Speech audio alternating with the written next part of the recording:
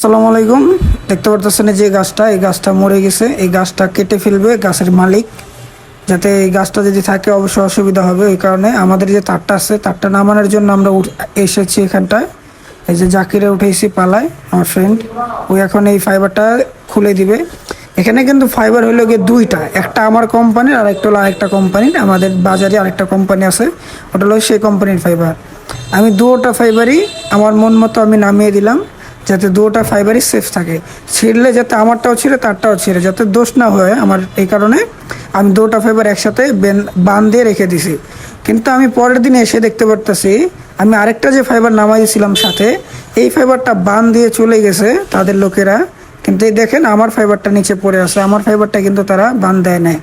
এটা দেখে আমার খুব খারাপ লাগছে, কষ্টও লাগছে, কিন্তু কিছু করার নেই। যেহেতু আমার তারা বাঁধ দেয় নাই, এখন কিছু করার নেই, আমার তারটা আমার বান দিতে হবে। এই যে আমি পালায় উঠে, এই যে দেখেন তাদের বানটা দিয়ে গেছে আর আমার বানটা আমি দিয়ে দিছি। এখন আমি মানে বলতেছি যে ভাই, আমার সাথে যে কাজটা হয়েছে এটা কিন্তু আমার কাছে পার্সোনালি খারাপ লাগছে। কারণ আমি কোম্পানির ওটার ভালো চাইলাম বিধে আমি ফাইবারটা নামাই দিছি, আর তারা আমার সাথে কি করলো, আমার ফাইবারটা বান দেয় নাই। ধন্যবাদ সবাইকে।